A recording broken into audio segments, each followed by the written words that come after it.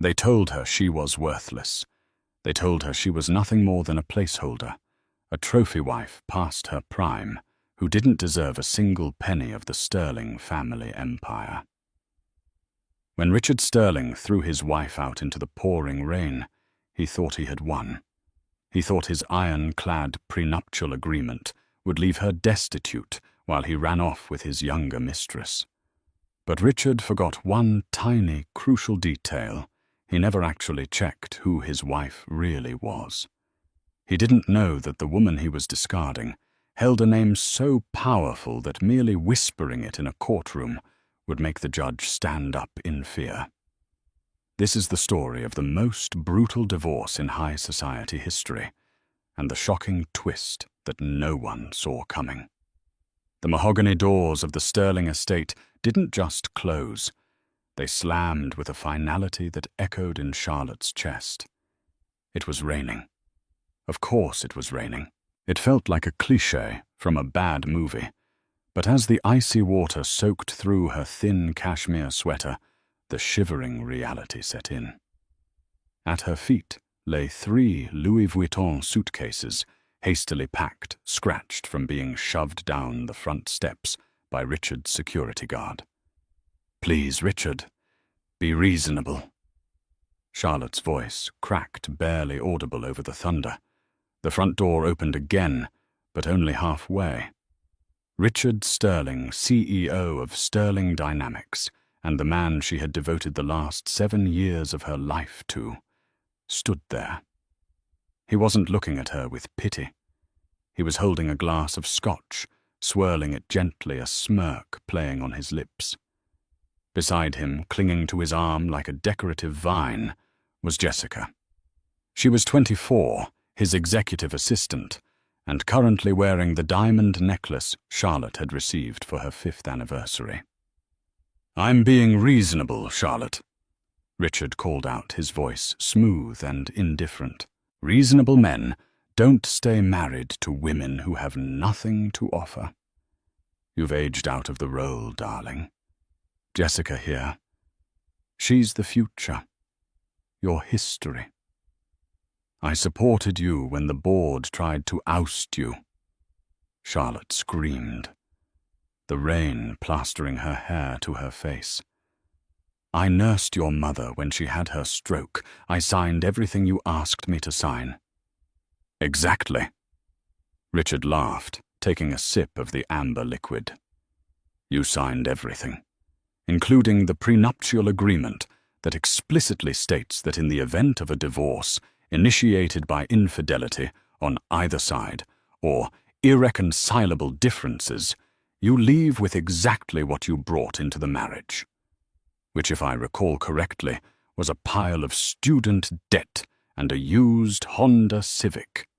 He stepped forward just to the edge of the dry porch, looking down at her like she was a stray dog. "My lawyers, Cromwell and Finch, have already filed the papers. You have 0 claim to the Sterling fortune, 0 claim to the house, 0 claim to my future earnings. You are walking away with nothing, Charlotte, just like you were when I found you waiting tables in that diner." "Richard, don't do this," she pleaded, not for the money, but for the sheer cruelty of it. "Where am I supposed to go?" "I really don't care." He shrugged. "But I'd suggest getting off my driveway before I call the police for trespassing. You're no longer a resident here." Jessica giggled, whispering something in Richard's ear. He smirked and kissed her forehead. "Goodbye, Charlotte. Do try not to make a scene in court. It will be embarrassing for you." The heavy door slammed shut again. The click of the deadbolt was the loudest sound in the world. Charlotte stood there for a long time, the rain mixing with the hot tears streaming down her face. She looked at the closed door, the symbol of the life she thought was real. She had loved him. She really had. She had hidden her past, her identity, and her potential, just to be the supportive, submissive wife he wanted. She had dimmed her own light so he could shine, and this was her reward. Slowly, the trembling in her hands stopped. The sorrow in her eyes hardened into something colder, something like steel. She reached into her wet pocket and pulled out a burner phone she had kept hidden in the lining of her suitcase. She dialed a number she hadn't called in 7 years. It rang once, twice. "Hello," a gruff, elderly voice answered. "This is a private line. Who is this? Uncle Arthur," Charlotte said, her voice no longer shaking. "It's me, it's Lottie." There was a profound silence on the other end, then a sharp intake of breath. "Charlotte. My God, is it really you? We thought, after you ran away, we thought you were gone for good." "I need a favor, Arthur," she said, looking up at the bedroom window where the lights had just turned off. "I need you to reactivate the trust, and I need the best litigator at Holloway, Pierce & Associates ready by Monday morning." "The trust," Arthur stammered. "Charlotte, if you reactivate the trust, the confidentiality clause breaks. The world will know. He will know." "That's the point," Charlotte whispered, wiping the rain from her eyes. "He wanted a divorce. I'm going to give him a war." 3 weeks later, Richard Sterling was sitting in the high-rise conference room of Sterling Dynamics, feeling like the king of the world. "The merger is all but guaranteed, Richard," his CFO, a nervous man named Greg, said, while pointing at the charts. "With the acquisition of the North Tech supply chain, our stock is going to triple. You'll be a billionaire by the end of the quarter." Richard leaned back in his leather chair, propping his feet up on the mahogany table. "And the divorce, clean cut." Greg nodded. "We've got Judge Harrison presiding. Well, let's just say he owes your father a few favors from back in the day. Plus, he's old school. He hates gold diggers. He'll look at Charlotte, see a waitress who got lucky for 7 years, and grant the prenup execution immediately. She won't get a dime." "Good," Richard grinned. "She's been quiet. Too quiet. I expected her to run to the tabloids crying about how I mistreated her. But not a peep." "Maybe she realized she's beaten," Jessica cooed from the corner where she was pretending to organize files, but was mostly shopping for wedding dresses online. "She's probably back in some trailer park by now." Richard checked his watch. "The preliminary hearing is tomorrow at 9:00 a.m. I want to wear the Navy Armani. Let's make this quick. I want her name off my accounts and her presence out of my life so we can announce the engagement." Meanwhile, across the city, the atmosphere was very different. Charlotte sat in a dimly lit office that smelled of old books and expensive cigars. The sign on the door didn't say lawyer. It simply said, "Holloway, Pierce & Associates, Private Client Services." This wasn't a firm you found on Google. This was the firm that cleaned up messes for royalty and drafted treaties for small nations. Arthur Holloway, a man of 80 with sharp eyes and a sharper suit, slid a folder across the desk. "Everything is in order, Lottie," he said softly. "But are you sure about this? Once we walk into that courtroom, there is no going back. The media will swarm. Your privacy, the life you tried to build away from the shadow of your family. It's over." Charlotte ran her hand over the leather file.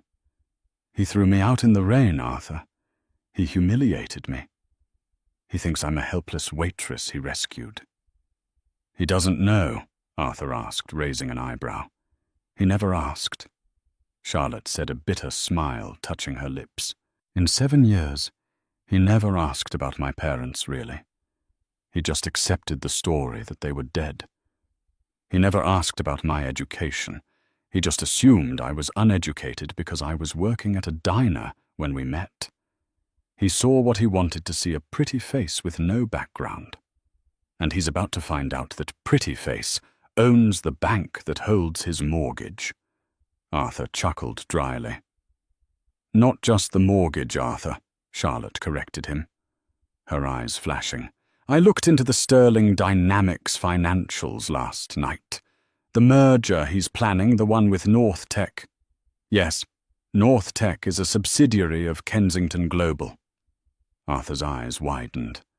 Your father's holding company. My holding company, she corrected him. Since Dad passed, I am the majority shareholder. I just let the board run it while I played house with Richard. But if Richard thinks he's buying North Tech to save his company, he's asking his soon-to-be ex-wife for permission to buy her own company. Arthur finished a look of pure delight spreading across his face. Exactly. Charlotte stood up, smoothing down the skirt of the simple, inexpensive grey suit she had bought at a thrift store. She needed to look the part of the struggling victim one last time. Tomorrow, I'm not going in as Charlotte Kensington. I'm going in as Charlotte Sterling, the discarded wife. I want him to say it on the record. I want him to tell the judge I'm worth nothing. And then? Arthur asked. And then? Charlotte said, we burn him to the ground. The next morning, the courthouse was buzzing. Richard had tipped off the press, wanting to spin the narrative early. Flashbulbs popped as he stepped out of his black limousine, Jessica on his arm, looking every bit the power couple. He waved confidently, projecting the image of a man unbothered by a nuisance lawsuit. Charlotte arrived 10 minutes later in a taxi. She walked up the steps alone, clutching a battered purse. The reporters barely noticed her. She looked tired, pale, and defeated. Inside the courtroom, the air was stale. Judge Harrison sat high on the bench, looking bored. He was a man known for quick rulings and a dislike for emotional outbursts. Sterling versus Sterling, the bailiff announced. Richard sat at the plaintiff's table, flanked by 3 high-priced lawyers from Cromwell and Finch. They had stacks of binders' charts and the prenuptial agreement blown up on a poster board. Charlotte sat at the defendant's table alone. The seat beside her was empty. Mrs. Sterling. Judge Harrison peered over his glasses. You are unrepresented. Charlotte stood up. Her voice small. My attorney is running a few minutes late, Your Honor. Traffic. Richard snorted loudly enough for the back row to hear. She probably couldn't afford a lawyer. Your Honor, if she needs a public defender, we can wait. I don't need a public defender, Charlotte said, her voice strengthening slightly. We are on a tight schedule, Judge Harrison snapped. If your counsel isn't here in 2 minutes, we proceed without them. Mr. Cromwell, please state your opening. Richard's lead lawyer, a shark named Marcus Cromwell. No relation to the band name, just a coincidence of the trade, stood up, buttoning his jacket. Your Honor, this is a simple case. We have a prenuptial agreement signed 7 years ago. It states clearly that in the event of separation, assets remain separate. Mr. Sterling's assets are valued at $40 million. Mrs. Sterling's assets are negligible. We ask for immediate dissolution of the marriage and enforcement of the prenup. It seems straightforward. The judge nodded, looking at Charlotte with disdain. Mrs. Sterling, do you contest the validity of the prenup? I do, Your Honor, Charlotte said. On what grounds? Richard interjected, laughing. Did you not read it? It was written in English, not quantum physics. On the grounds of fraudulent misrepresentation of assets. A deep voice boomed from the back of the courtroom. The heavy double doors swung open. The room went silent. Walking down the center aisle wasn't just a lawyer. It was Arthur Holloway. And he wasn't alone. Behind him walked 3 other attorneys, all wearing the distinctive grey ties of Holloway, Pierce and Associates. The silence in the room changed frequency. It went from bored to confused, and then for the older lawyers in the room, to terrified. Holloway, Pierce and Associates didn't do divorce court. They didn't do traffic tickets. They handled mergers for nations. They represented the Crown. Richard frowned, leaning over to his lawyer. "Who is that old guy?" Cromwell's face had gone paper white. That's Arthur Holloway, the Iron Lion of the Bar Association. He hasn't been in a courtroom in 10 years. Arthur stopped at the defense table and placed a gentle hand on Charlotte's shoulder. He looked up at the judge. "Your Honor," Arthur said, his voice filling the room without a microphone. "I apologize for the delay. I was busy filing a countersuit in the Federal District Court." "A countersuit?" Judge Harrison stammered. He knew Arthur Holloway. Everyone knew Arthur Holloway.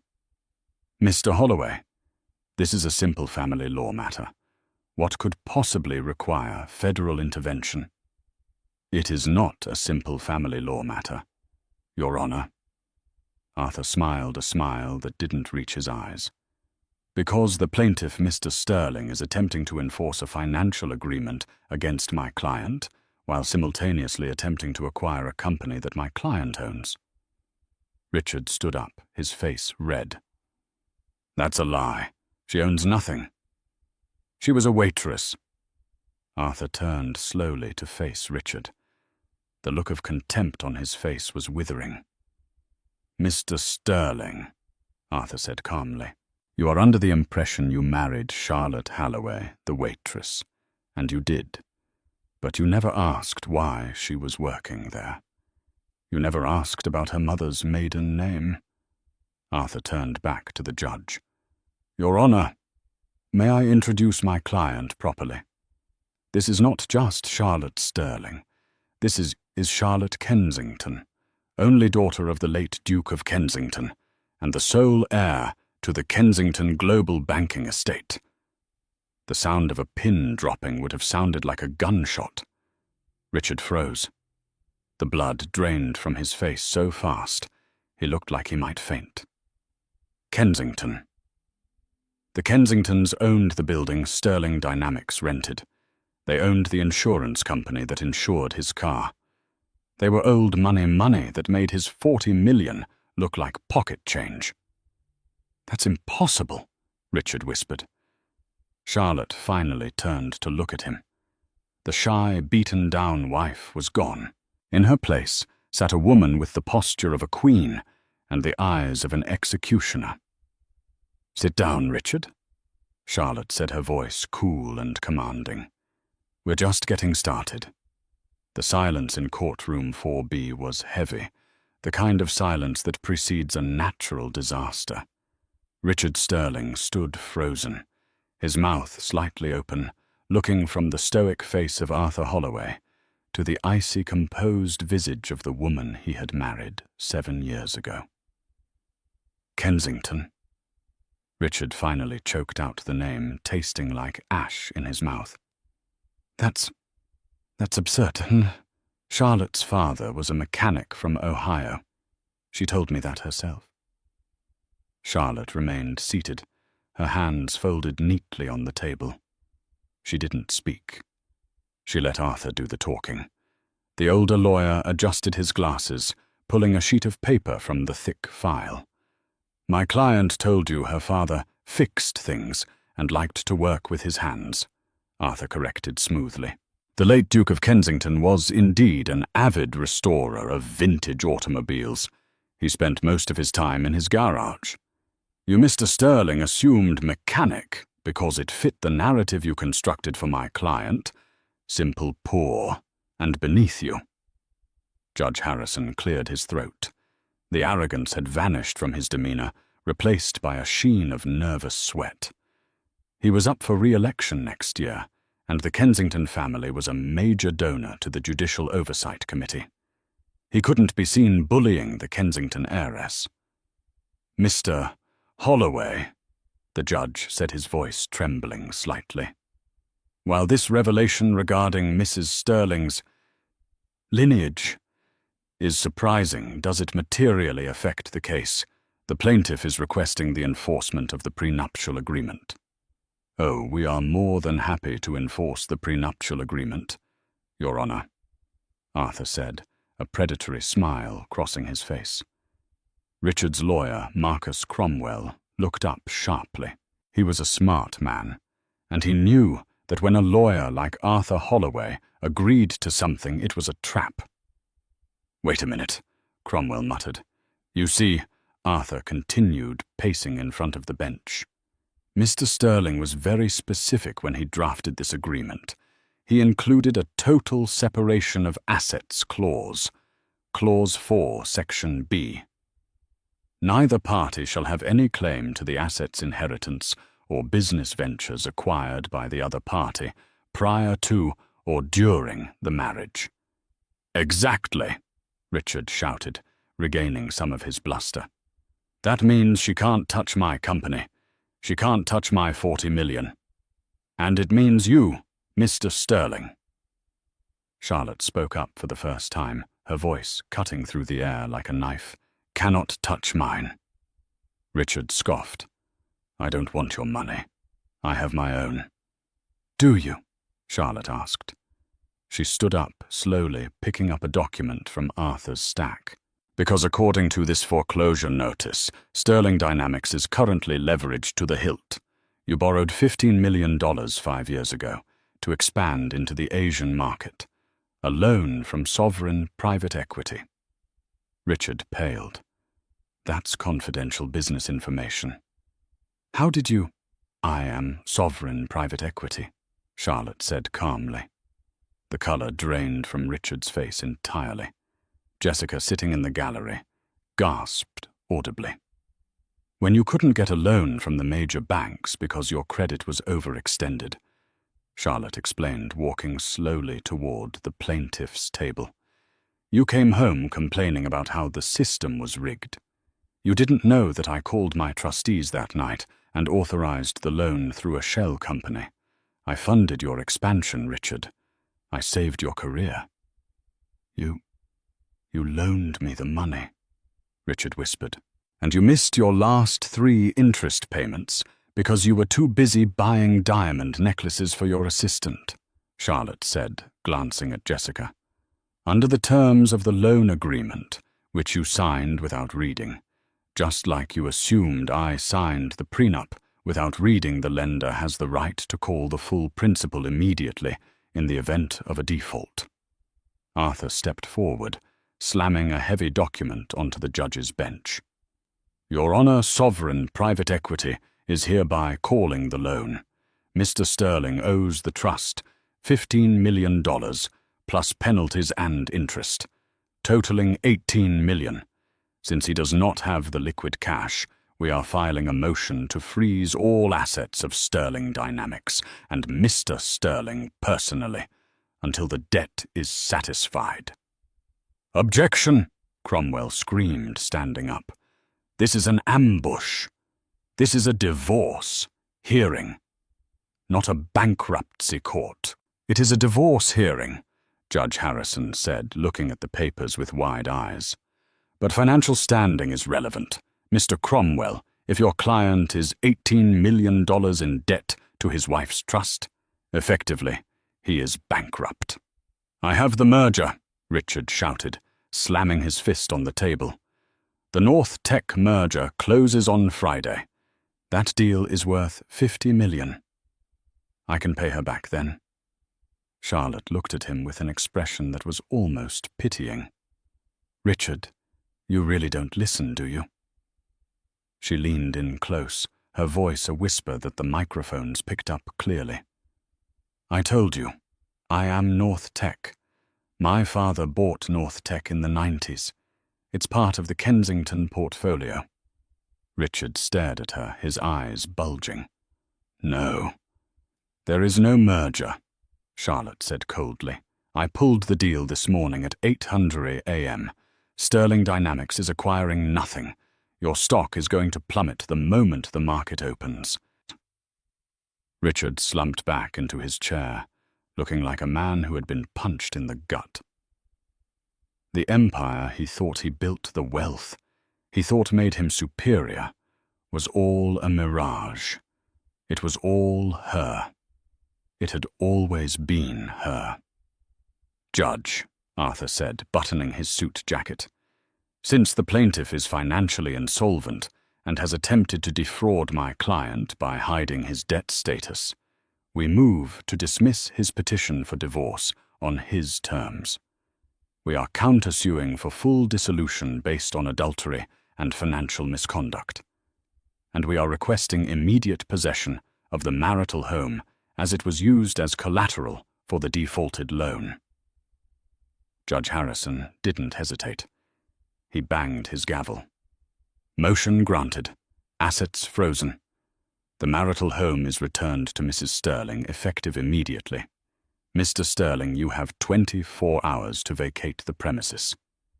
Richard looked up, his eyes wild. "You can't do this. I'm Richard Sterling." "Not anymore," Charlotte said, turning her back on him. "No, you're just a trespassing tenant." The rain had stopped when Richard stumbled out of the courthouse, but the storm in his life was just beginning. Reporters swarmed him. Usually Richard loved the press. He loved the attention. But today the questions were like daggers. "Mr. Sterling, is it true you're bankrupt? Is it true your wife owns your company? Are you being evicted?" He pushed through them, shoving a cameraman aside. Jessica was trotting behind him, struggling to keep up in her heels.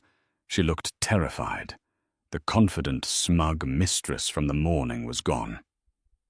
"Richard, wait," she cried, grabbing his arm as they reached the limo.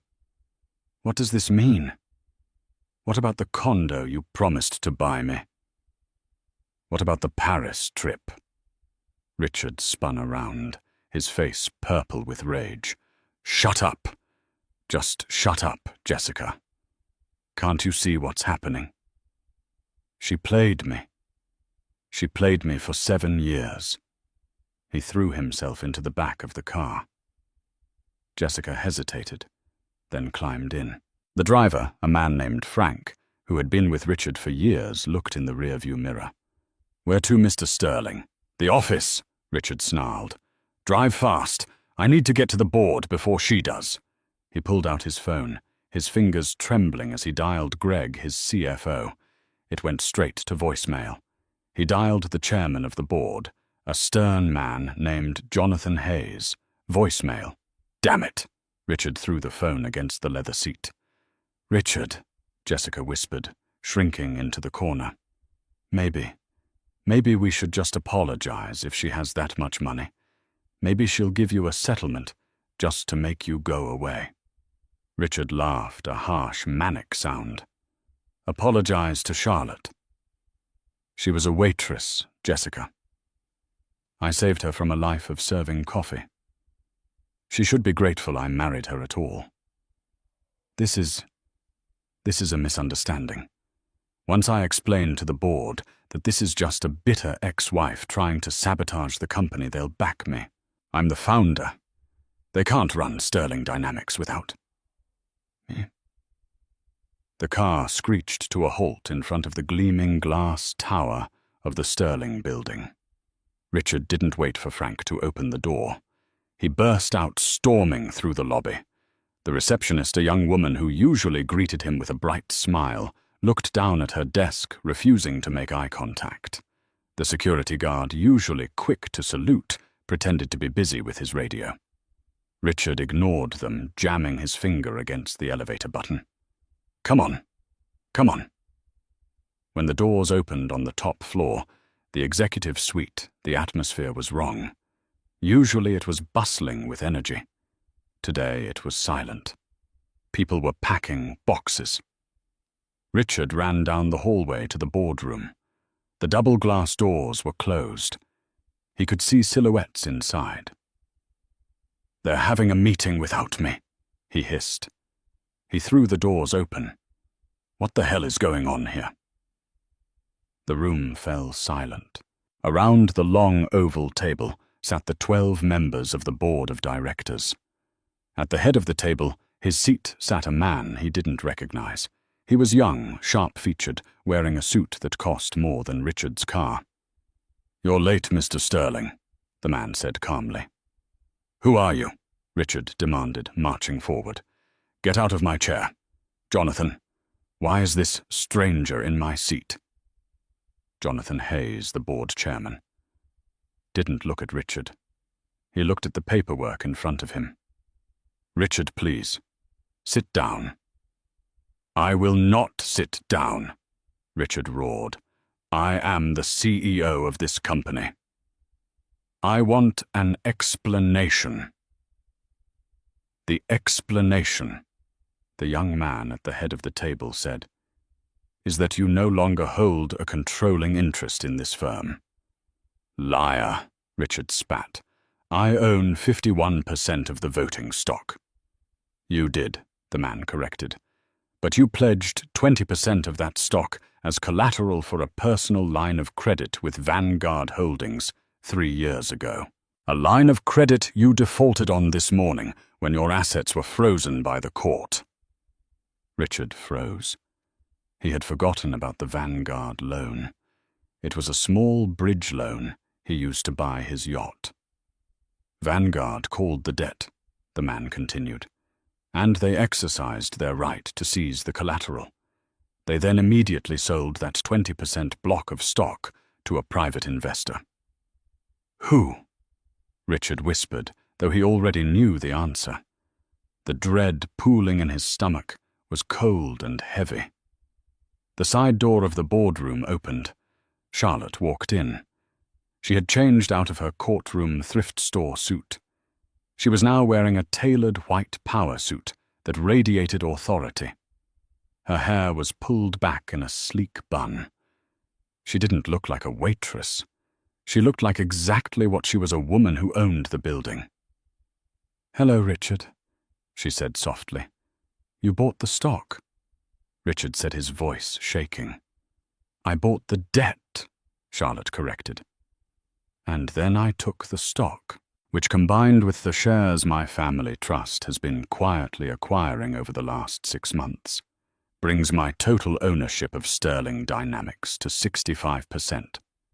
She walked over to the head of the table. The young man stood up and moved aside respectfully. Charlotte placed her hands on the back of the leather chair, Richard's chair. "I am the majority shareholder," Charlotte announced, looking around the room at the board members. "And my first motion as controlling owner is to call for a vote of no confidence in the current CEO, Richard Sterling, citing gross financial negligence, reputational damage, and corporate fraud." "Seconded," Jonathan Hayes said immediately, finally looking at Richard with disgust. "You lied to us about the North Tech merger, Richard. You told us it was a done deal. You didn't tell us you were trying to buy your wife's company." "I move for immediate termination," Charlotte said. "All in favor?" Jonathan asked. Every hand in the room went up. "Richard Sterling," Charlotte said, her voice devoid of emotion. "You are fired. Security will escort you out. You have 10 minutes to clear your desk. Take only personal items. Any company property, laptop, phone, car keys stays." "You can't do this!" Richard screamed, lunging toward her. 2 large security guards stepped out from the shadows blocking his path. One of them grabbed Richard's arm. "Don't touch me!" Richard yelled, thrashing. "I built this. This is mine. It was never yours, Richard," Charlotte said, her eyes sad but firm. "You built it on my money, my support, and my patience, and you threw it all away because you thought you could do better." She looked past him to the doorway, where Jessica was standing, watching in horror. "And you," Charlotte said to the mistress. "Jessica, isn't it?" Jessica nodded, trembling. "You're the executive assistant, correct?" Yes, Mrs. Sterling," Jessica stammered. "You're fired too," Charlotte said. "Inefficiency and gross misconduct. Clear your desk."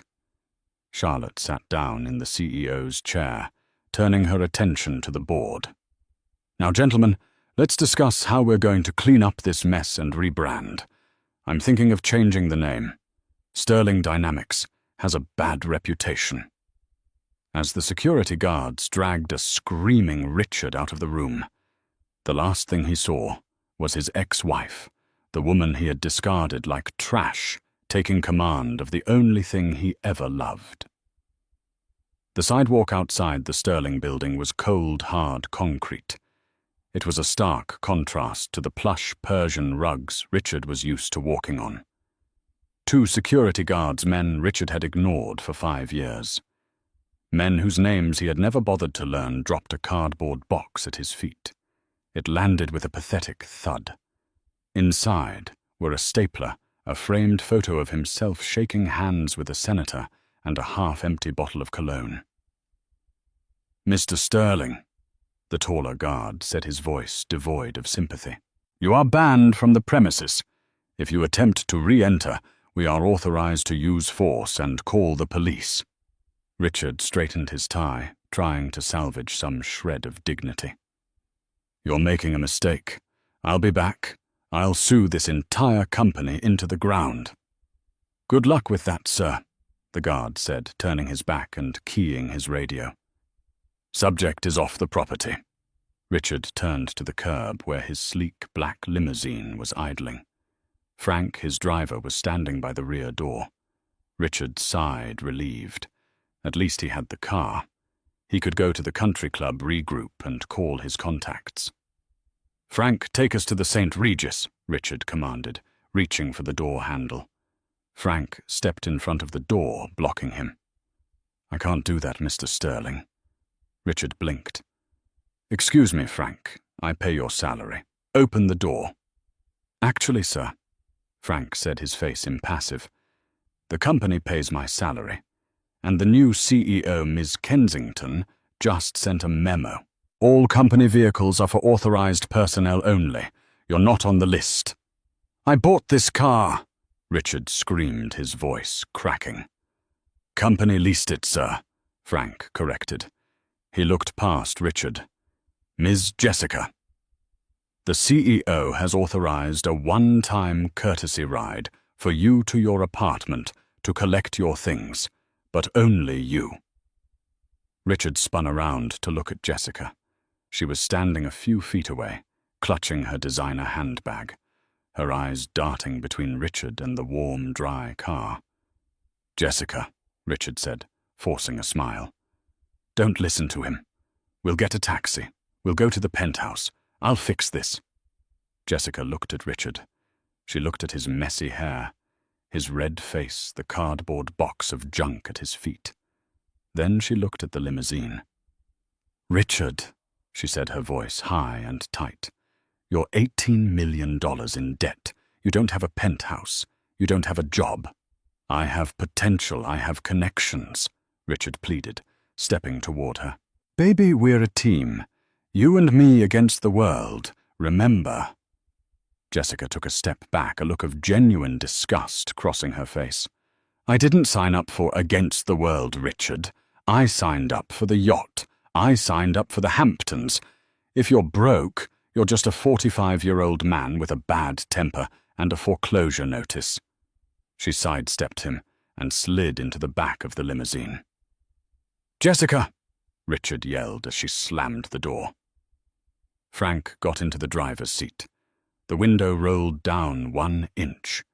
Jessica's eyes were visible. "Don't call me," she said. "I'm going to change my number." The window rolled up. The limousine pulled away, merging into traffic, leaving Richard standing alone on the curb with his box of office supplies.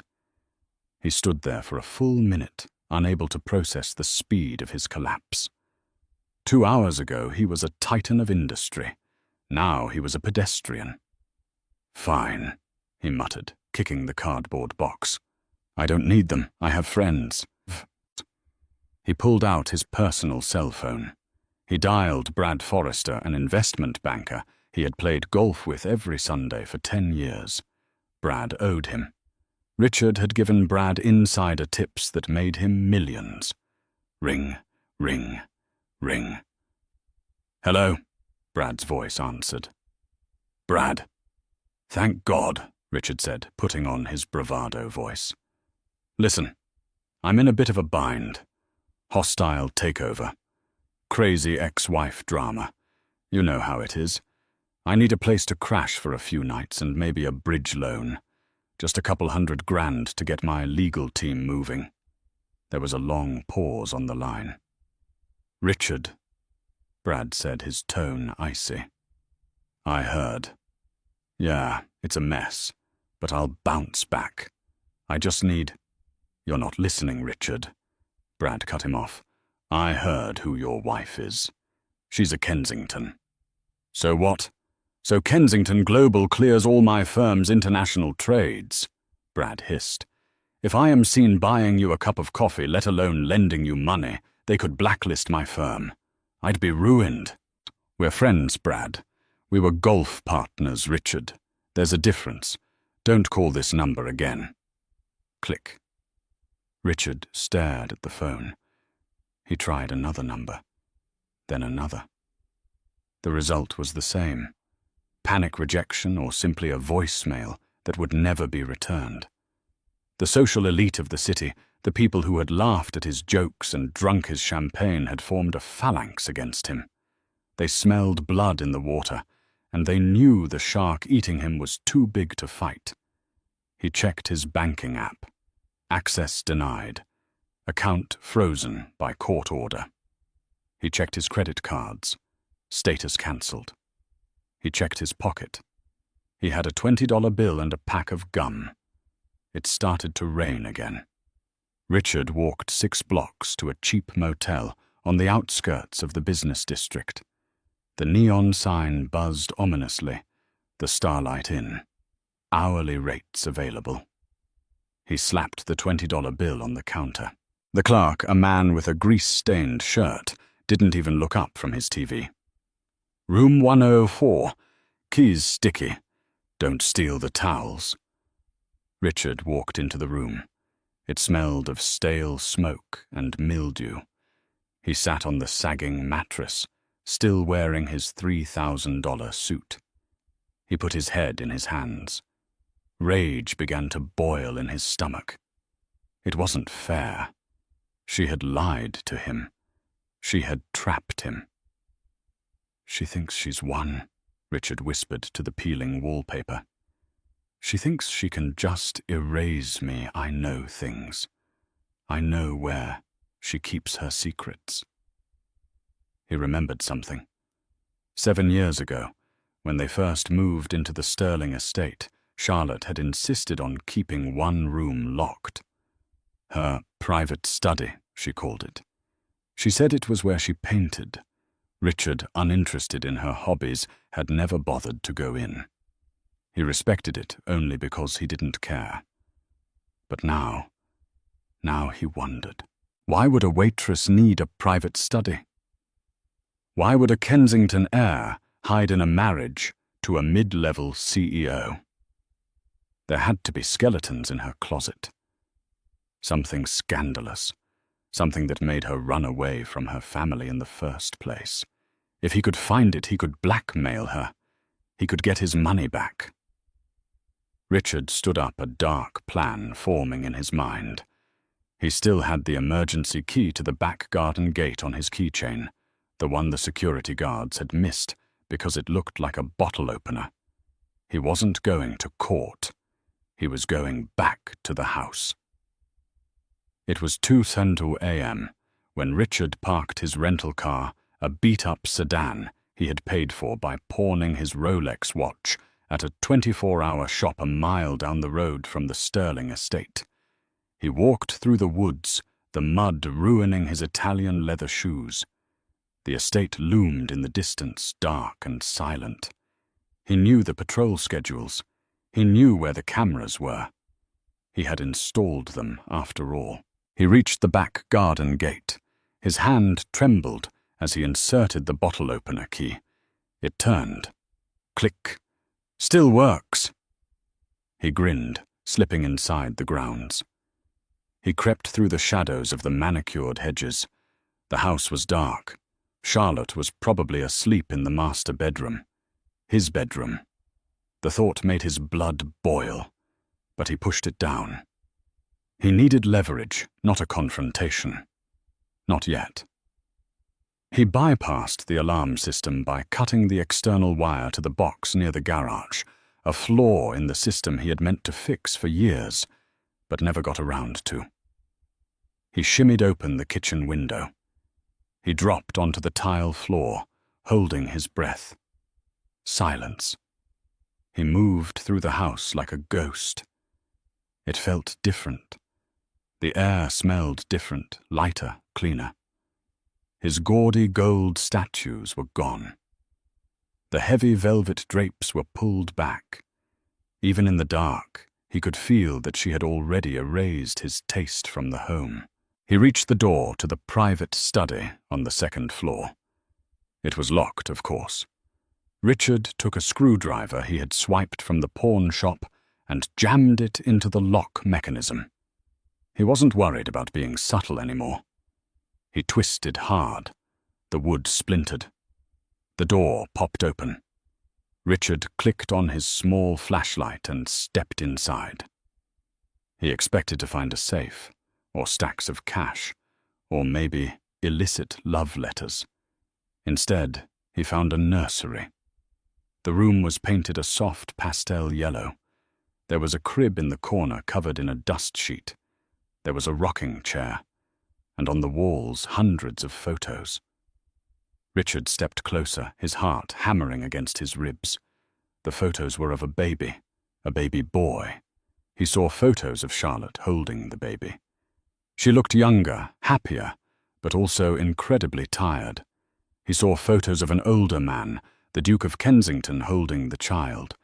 And then he saw the death certificate framed on the wall. Alexander Kensington Sterling. Born June 4th. Died June 6th. Richard froze. The dates. That was 8 years ago. 1 year before he met her. He looked at the desk in the center of the room. There was a leather journal lying open. He walked over and shone his light on the pages. The handwriting was Charlotte's. Entry, August 14th. I can't stay in the castle anymore. Everywhere I look, I see Alexander. Father tries to comfort me, but his grief is too loud. I need to go somewhere where I am nobody. Somewhere where I am not the Duchess who lost the heir. I need to be invisible. I'm going to America. I'm going to change my name. I just want to be normal. I want to find someone who loves me, for me, not for the tragedy I carry. Entry. November 2nd. I met a man named Richard today. He's ambitious, a bit loud, but he doesn't know who I am. He doesn't look at me with pity. He just sees a waitress. It's refreshing. Maybe I can build a new life with him. Maybe he can help me forget the pain. Richard dropped the journal. His hands were shaking violently. She hadn't been hiding a crime. She had been hiding her grief. She had married him because he was her escape from a tragedy. She had wanted a simple life. And he had treated her like an accessory. He had mocked her for being simple when that was the very thing she was desperately trying to be to survive her loss. Find what you were looking for, Richard. The voice came from the darkness behind him. Richard spun around, dropping the flashlight. The overhead lights flickered on, blinding him for a second. Charlotte stood in the doorway. She was wearing a silk robe, her arms crossed. She didn't look angry. She looked exhausted. Behind her stood Arthur Holloway and 2 large men who were definitely not regular security guards. They wore tactical vests. "You," Richard stammered, backing up against the crib. "You had a son." "I did," Charlotte said softly. "His heart wasn't strong enough. I ran away to mourn him. I met you, and I thought if I loved you enough, if I supported you enough, I could fill the hole in my heart." She took a step into the room, her eyes hard. "But you were a bottomless pit, Richard. You took everything I gave and demanded more. And when I couldn't give you the social status you craved, you threw me away." "I didn't know," Richard cried, pointing at the photos. "If you had told me you were a duchess, if you had told me about the baby, things would have been different." "Yes," Charlotte said, her voice dripping with disdain.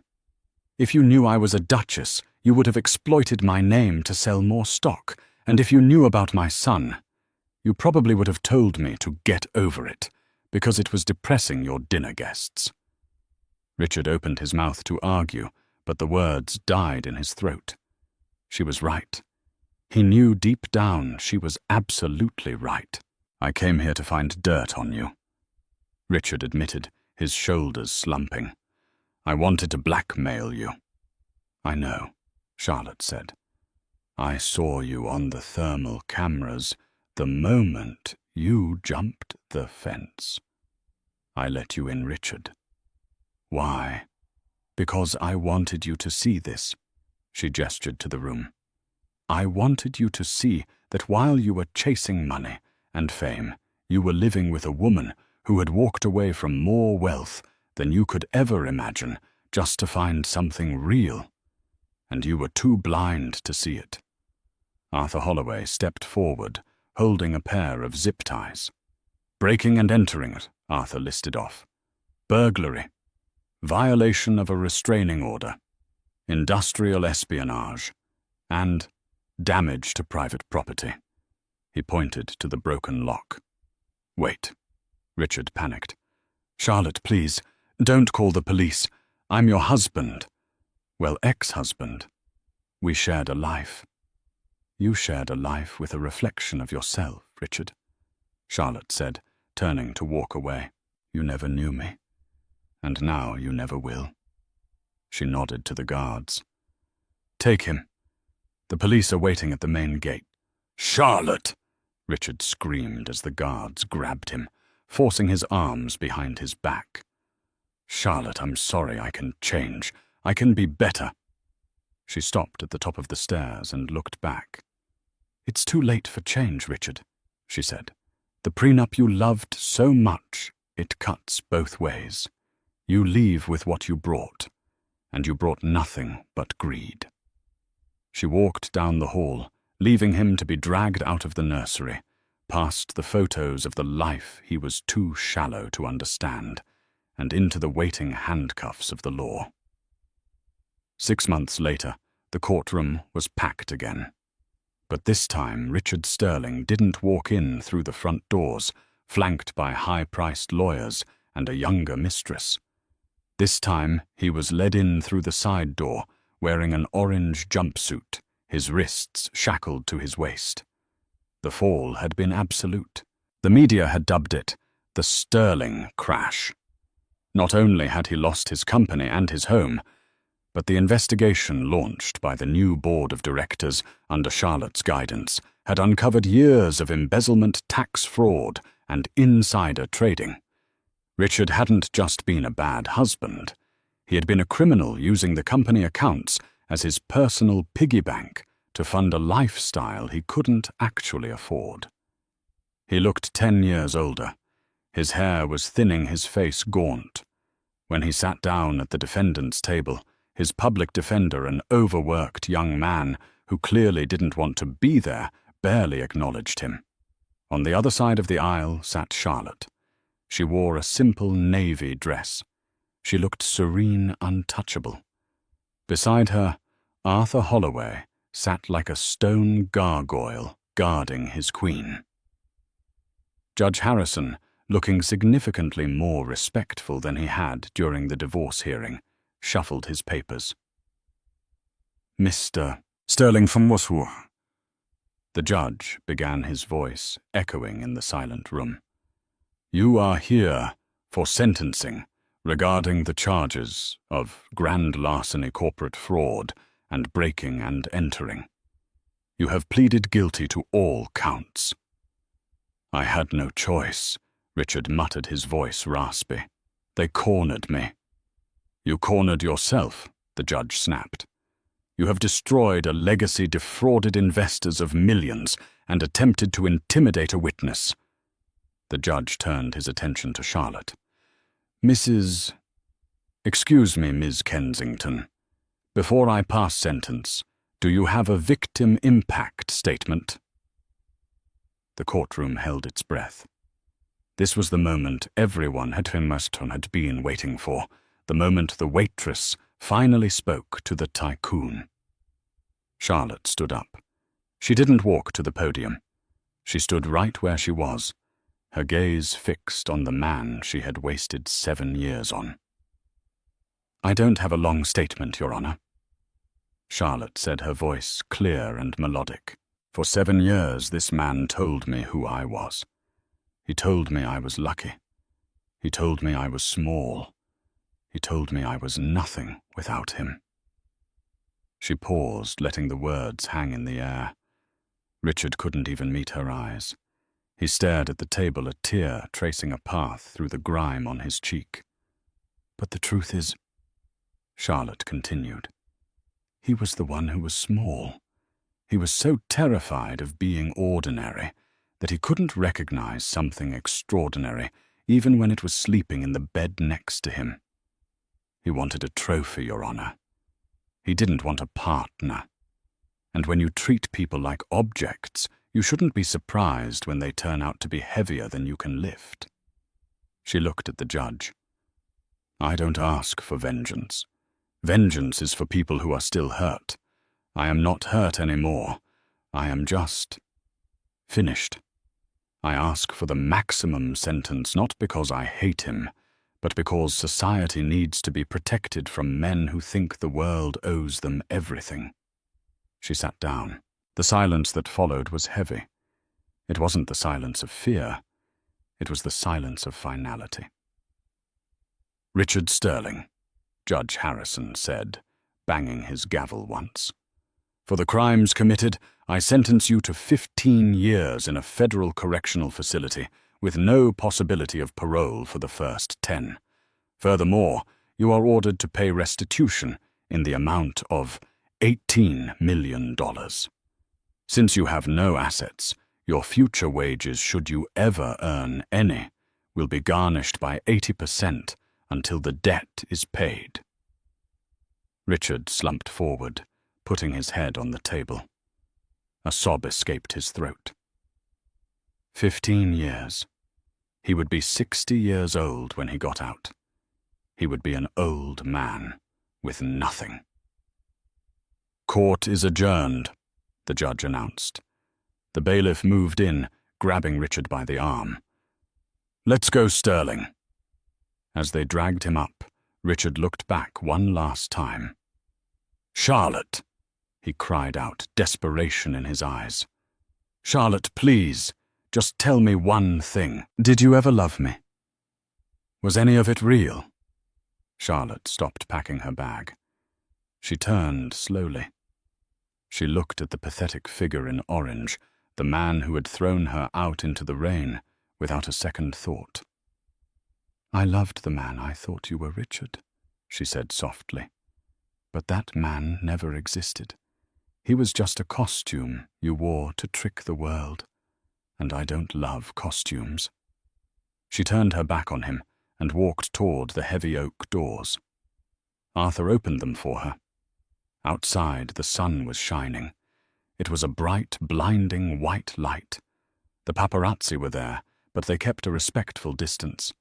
They didn't shout questions at her anymore. They knew who she was now. She wasn't the discarded wife. She was Charlotte Kensington, the Duchess of Wall Street. She walked down the steps, took a deep breath of the fresh air, and smiled. For the first time in 7 years, she was free. Richard Sterling served 12 years of his 15-year sentence. When he was released, the world had moved on. Sterling Dynamics no longer existed. It had been absorbed into the Kensington Empire and rebranded as Kensington North, a leading charitable tech firm that provided affordable housing solutions. Richard ended up working as a dishwasher in a small diner in New Jersey, ironically very similar to the one where he had met Charlotte. He lives in a small studio apartment, and every month, 80% of his minimum wage paycheck disappears to pay off a debt he will never clear. He spends his breaks reading newspapers, telling the younger staff that he used to be a CEO, that he used to be married to a duchess. They just laugh and tell him to get back to scrubbing the pots. Charlotte never remarried. She devoted her life to the Alexander Kensington Foundation, named after her late son. The foundation became the largest supporter of pediatric heart research in the world, saving thousands of children every year. She lives quietly on her family estate, surrounded by friends who know her real name, and more importantly, her real heart. She proved that dignity isn't about the title you hold or the money in your bank account. It's about how you treat people when you think you have the power to destroy them. And in the end, her name didn't just freeze a courtroom. It froze a legacy of greed, shattering it forever. Wow. Talk about instant karma. Richard thought he was throwing out the trash, but he ended up throwing away his entire life. It just goes to show you never really know who someone is until you see how they treat people they think they don't need. What do you think? Did Richard deserve that 15-year sentence, or was losing his fortune enough punishment? Let me know your thoughts in the comments below. If you enjoyed this story of justice served cold, please hit that like button. It really helps the channel. And don't forget to subscribe and ring the notification bell so you never miss another story about the dark side of the rich and powerful. Thanks for watching, and I'll see you in the next video.